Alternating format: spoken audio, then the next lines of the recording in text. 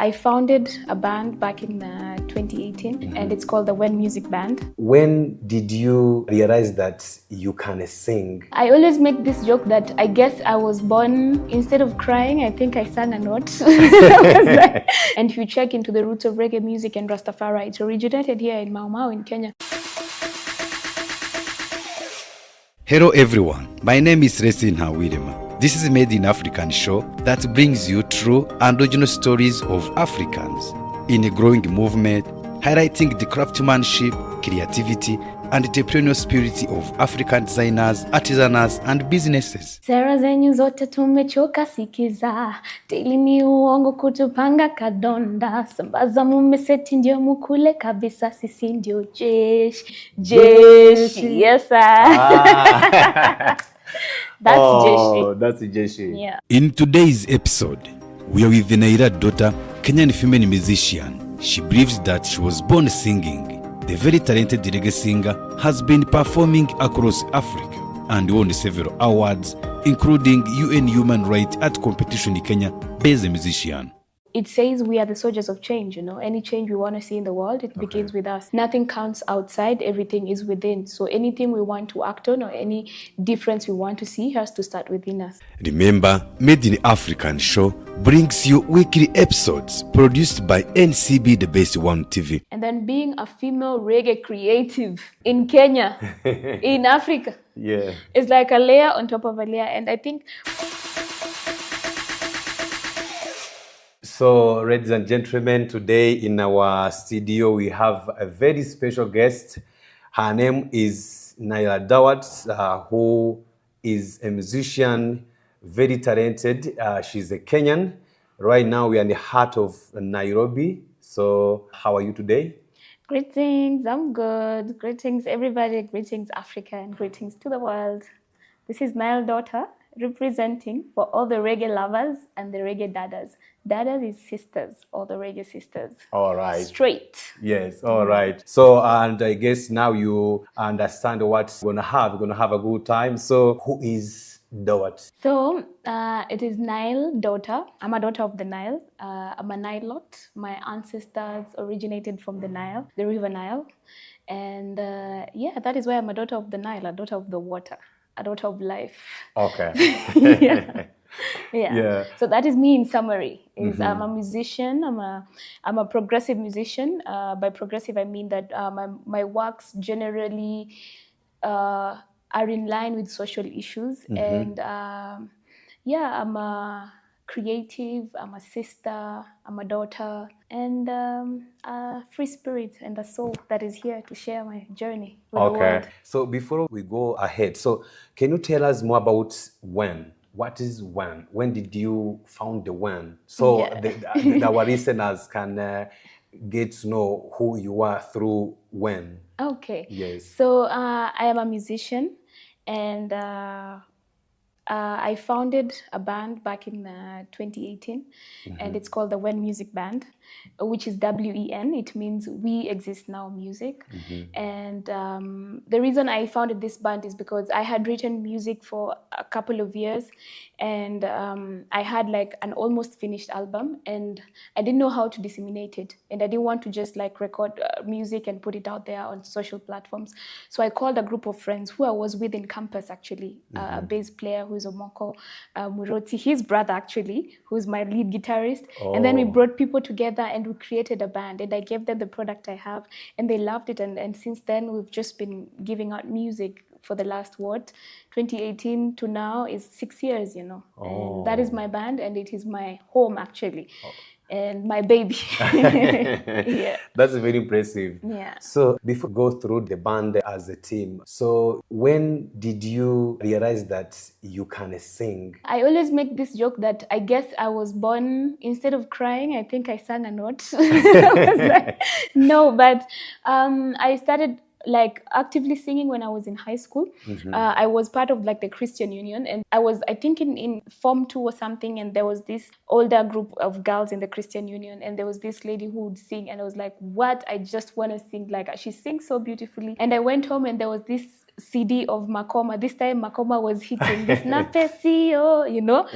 And I went and I crammed the whole album And I came back to school, Uh-huh. and after opening back, and then I was just, I'm gonna just try. And so when people were leading like Christian Union worship prayers, I was just like, something kept pushing me, just sing, just say today you want. And I sang, and people were like, okay, you can sing. We've known you for 2 years. We didn't know, and I didn't even know I could sing, you know. Oh. And through that is when people started, oh, you really have a good voice. I just did it because I enjoyed what this other lady was doing. It was not because I wanted to impress anybody, but like what she did really touched something in me. And I think that is where officially I really started to voice my words. Oh, Yeah. that's very impressive. So our listeners, I'm sure now they are like, we want to hear some of the songs of Dawat. So let's just give us like a 1 minute, one of your song, like where your voice, give us something. Okay. Yeah. I think one of my favorite pieces is called Jeshi, and Jeshi means soldier, and in Swahili. And so it says we are the soldiers of change. You know, any change we want to see in the world, it begins with us.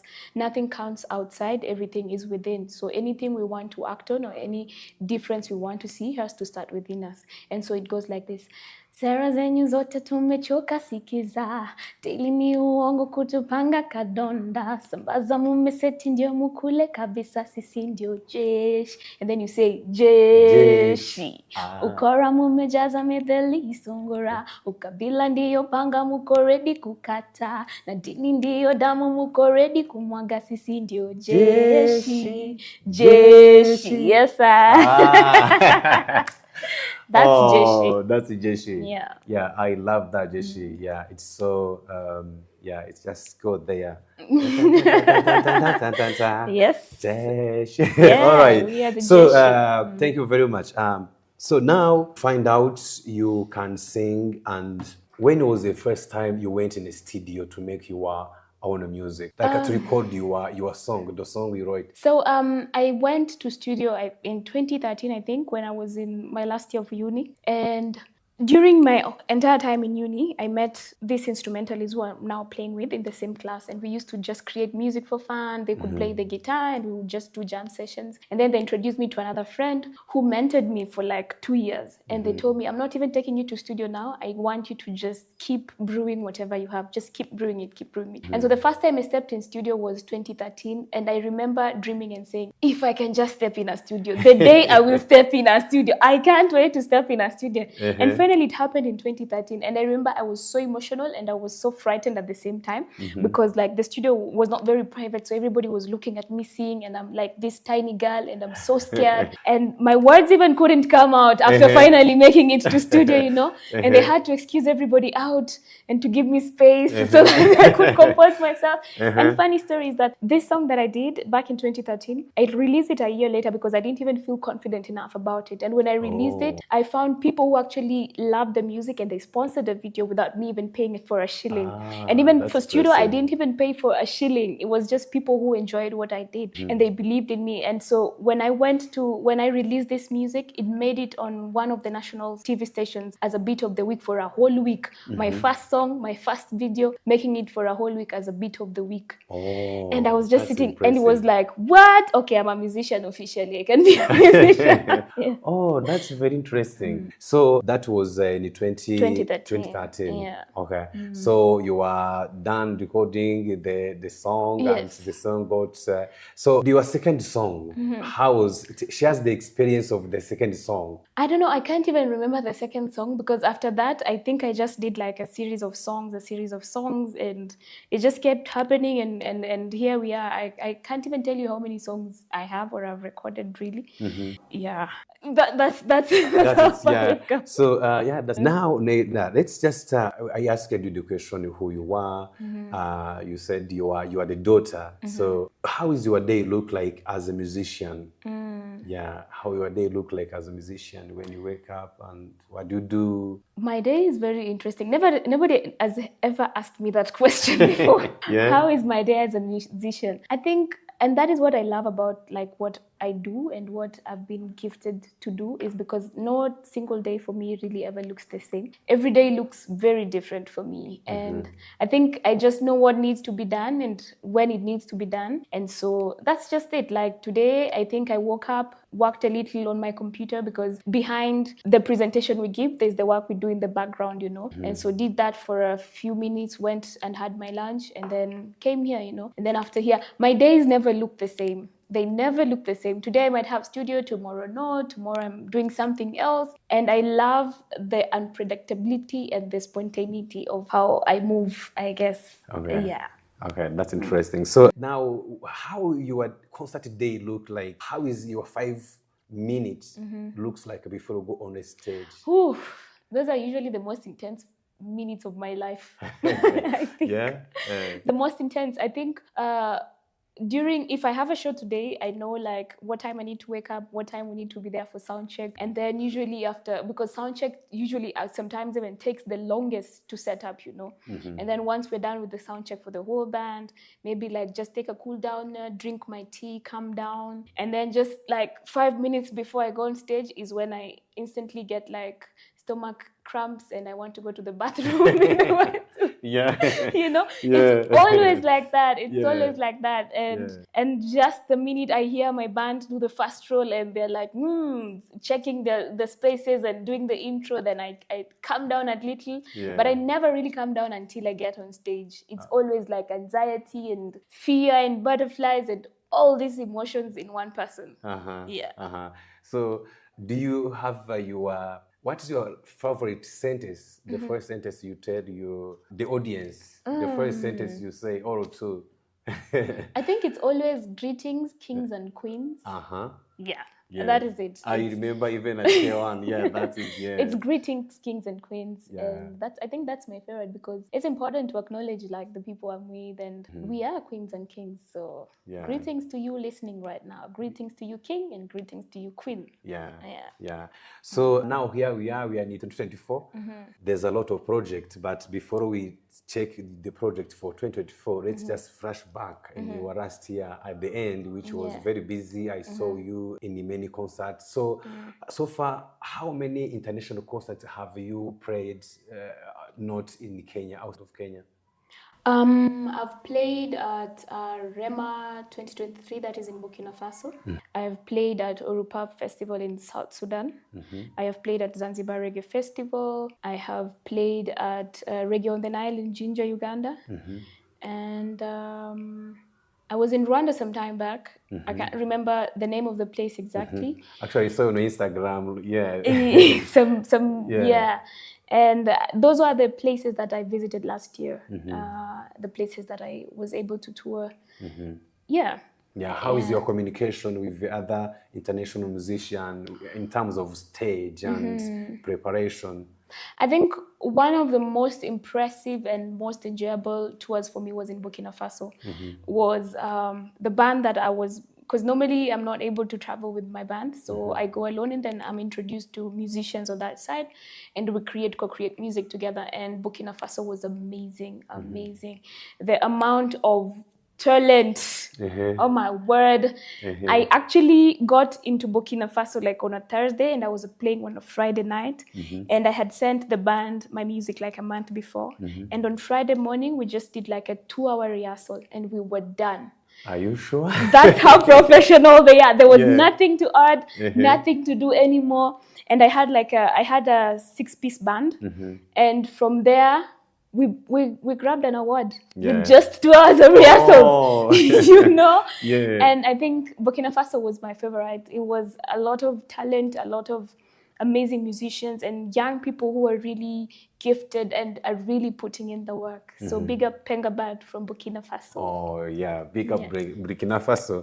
So actually I haven't been to Burkina Faso. Burkina Faso is one of the country my dream country on the list I want to go. So talking about the awards, I have seen you have won several awards, and congratulations to that. Thank you. So can you name some of your awards? Yeah, the names of these awards are so long. I have to read them. So I won an award late last year in Burkina Faso. It's called Young African Brazilian Talent Awards. And this was in partnership with the Brazilian Embassy and Rema in Burkina Faso. And I was among the best of the showcase that they had, the 2-day showcase that they had in Burkina Faso. And so I was the top artist, and that went really well, you know. And given the fact that we had, because when I was going to Rema, they were only catering for until I got to Rema. So I had to like do my airfare and all these things. And that was such a challenge to fly within Africa is very expensive, and to fly to West Africa is very damn expensive. And so we did a couple of fundraisers, and that was not working, and so much, like we went through so much to make that trip. And for us to make the trip and to win an award and to even have like prize money with that, it was like a share, like it was just an affirmation that whatever we are doing, it makes sense. And big up to my ancestor, who's my grandmother. She walks with me everywhere I go, and that was her award. And then towards December, on International World Human Rights Day, we also won an award. I won an award on it's called UN Human Rights Art Competition Kenya, Best Musician. And this was from my Peace Jeshi, actually. My Peace Jeshi is the one that won the award. And in terms of just the work we do around social issues and social change. And yeah, so if you go to the UN website, you will see me there. Yeah. Congratulations. So, which among of those awards, which one did you get and you find like, this is it? I really love this award. I think both of them, because until then I had been nominated a couple of times for different awards, but I had never really won any award before until last year when I bagged the first award. And so I think they're all very special to me, and I will share with you pictures of how I was crying. Please. I'm such a crybaby. Share the pictures, I will share with you pictures how I was crying. Yes, and I will ask the listeners to go to your page. Just go to my page, you'll see my tears. Yeah. So they're all very special to me, because it really is an affirmation that whatever you're doing, it's not just for you, and the world sees it and the world recognizes it. And I'm just a tiny girl from the slums of Shorimoyo here in Nairobi, you know, and to see my music playing at the UN, man, I don't know what to say. It was like, okay, yeah, that's crazy. Someone needs to pinch me and wake me up, you know, and to be able to live where I was born in the ghetto in Shorimoyo, and to be able to see the world with my music, you know, with my music, nothing else, just my voice. Yeah. They're all very special to me. Congratulations for that. Yeah, I shake your hand. Yeah. So that's very interesting. It's very touching somewhere. Like how now that brings me to the question of what message now can you give it to younger women musicians? I know there are some musicians even who flows on your page, on your social media. They came to your show, they see you. So what message can you tell the younger women, or the women, African women who want to do the music? Man, what I can tell you is whatever is in your heart, just do that. Like, that's the secret superpower, and that's you.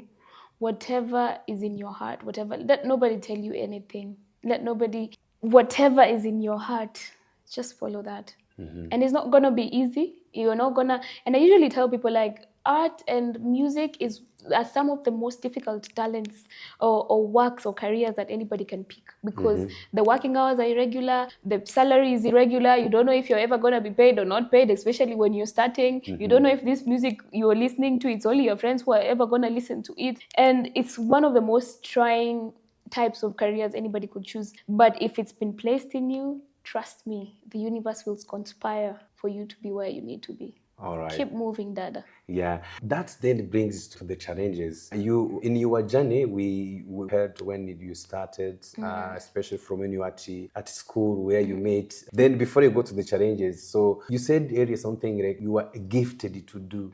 You were gifted to do music, and you were very talented. So why did you choose to go to music?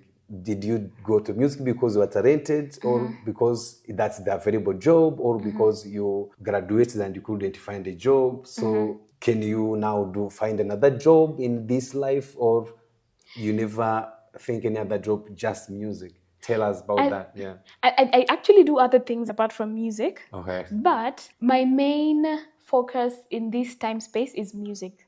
And I used to have an 8 to 5 actually. I used to wake up in the morning and be at the office by 8, and I did it for 3 years and I was so miserable.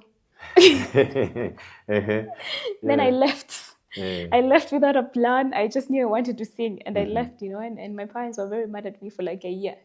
My dad didn't speak to me for some time. And I think if you truly listen to yourself, you really know it's not a matter of who's the most talented or who's the most gifted, because everybody's a musician, everybody's a cook, everybody's a driver, but that which you have is unique to you and it's special to you specifically, if only we listen to our truth. And I think for me, it's every day just being able to keep quiet and to listen to that voice. And I think that is what makes my music maybe stand out or be heard, or people want to listen to me. It's not because I'm the greatest singer, it's not because I am the most ABCD. No, it's because I'm just trying to speak the truth that is within my heart. And if that touches one or two hearts, then I'm good. That's it for me.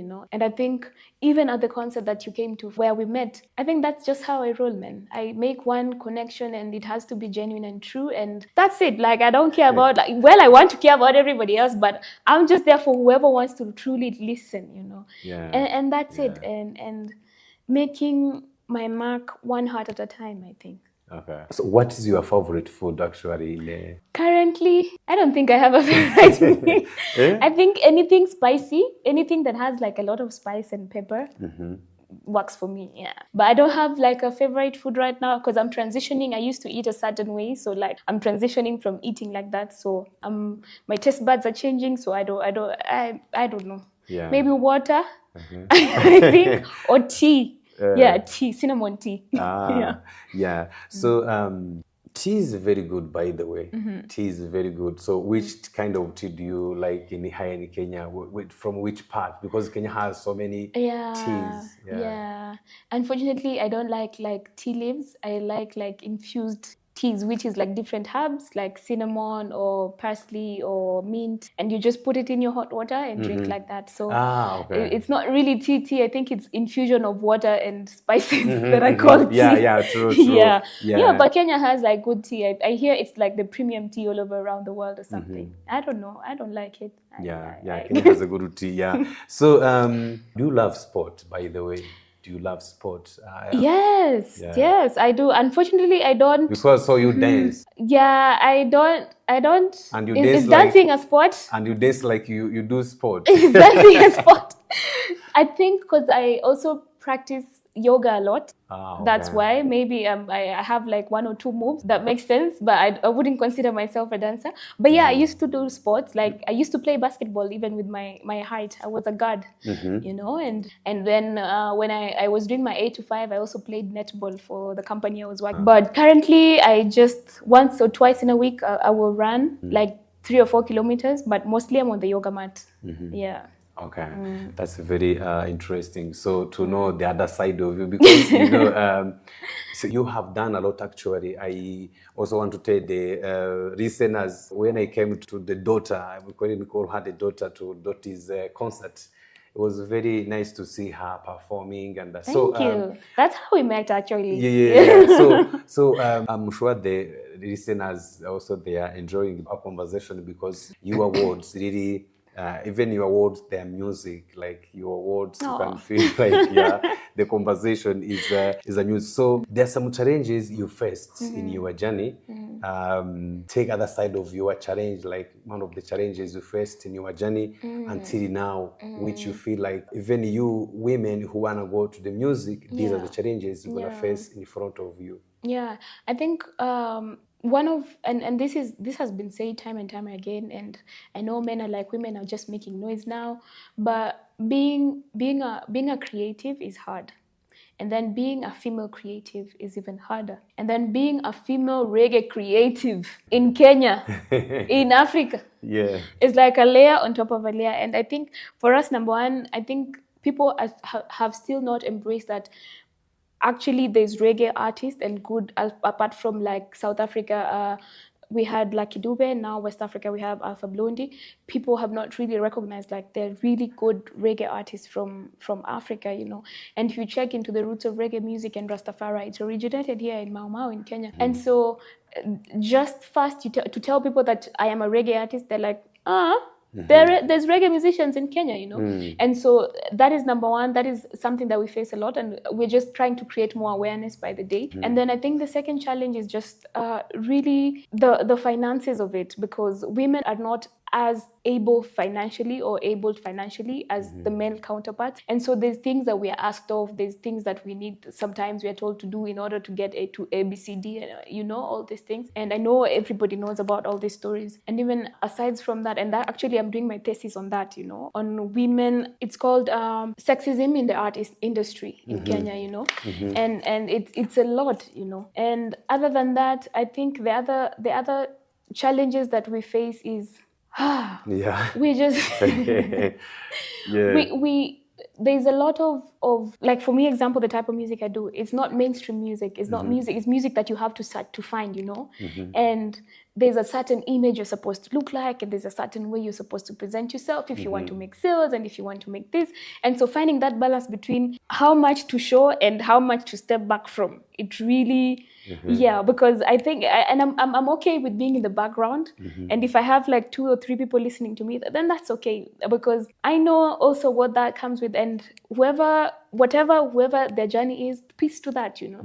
And so I think we are very over sexualized, you know, to look a certain way and to express yourself in a certain way, to get views, to get listenership, to get opportunities, to look a certain skin color, it's a lot. Yeah, I rarely go to the salon. I just wash my hair and that's it. And people do not like that. They want more than that, you know. So actually, is that you are your dread? Yes. Oh, this is my hair. Can I touch it? Oh, wow. Yeah. It looks very real dread. And so you have to look a certain way, you know. And I don't look a certain way. So my opportunities are... Okay. So now, listeners... and another challenge is the African culture.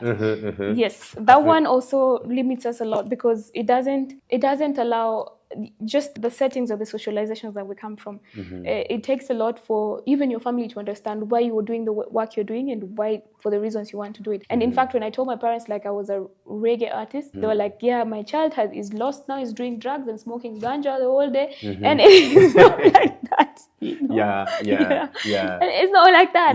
You know? So even in some other careers, you find people trying to comment on the use of weed. There's a lot of like... and that's why people, they will take like some other countries listeners. It's not the topic of that, but just realize that we see that in many reggae. But I want to ask you the question, if you know, I don't know, why do you think many reggae singers used weed, by the way? Just marijuana, yes. Well, I'm a reggae artist and I do not partake in marijuana. So maybe next time you find a reggae artist who partakes in marijuana, you can ask them why they do that.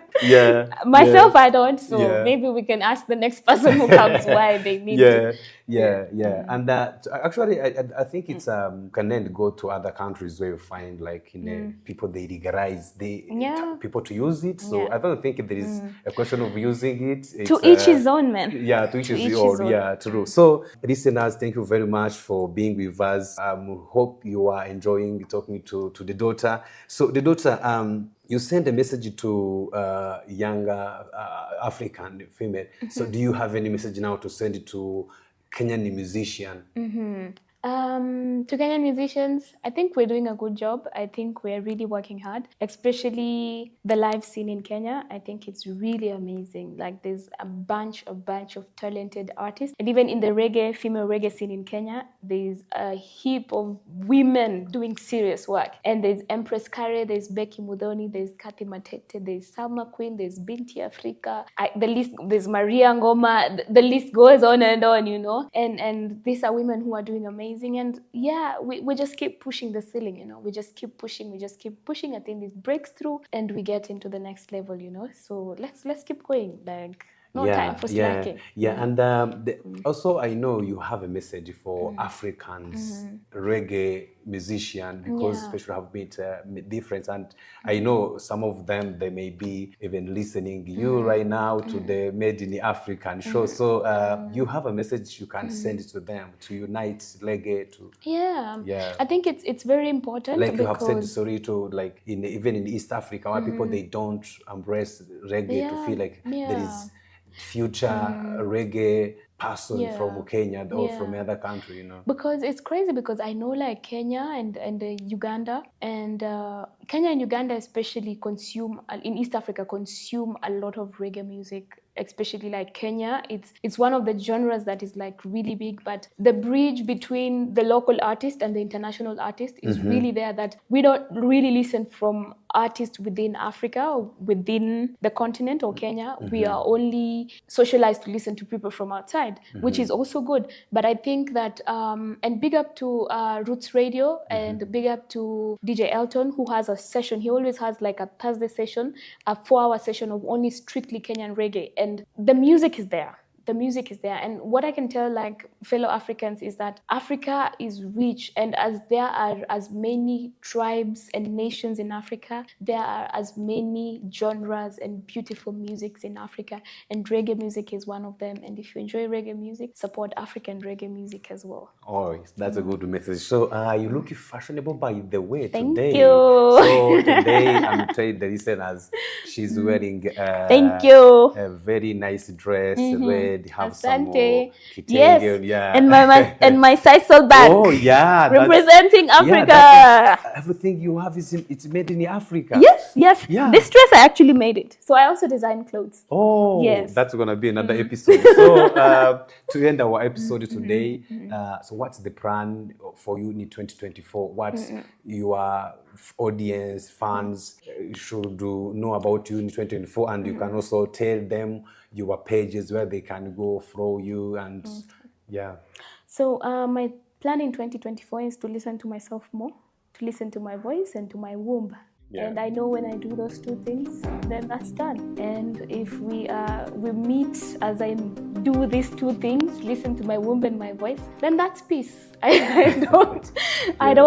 have plans, yes, but I'm just gonna leave it at that. And my social media handles are Nile, like the river Nile, Nile, Dawta, which is written in Patois, is Dawta, Dawta, representing for the reggae lovers and the reggae dadas. Oh, thank you very much, Naira, for coming to this show. And I hope to see you in the next episode where we'll be talking about the awards are born in 2024. Yes. And other project you mentioned about you're working on. Yes. So listeners, thank you very much. Now you can search her name, you can go to YouTube. She has very good music, listen to her music and support her. Yeah. But one thing I can say in my plans for just a sneak peek, because I like to let things evolve organically. Okay. But one thing I can say for sure is that we are holding a series of concerts, of reggae concerts, 4 of them in a year. So follow me and see what that is up. And it's about African or Kenyan reggae artists, homegrown reggae artists. So that is going to be big. Yes. So watch out for that. Made in Africa. Made in Africa. All right. Thank you for coming, Naira. Ashe. Yes. Give thanks. Thank you. Thank you for listening our episode. See you next time with your host, Celestina Widema.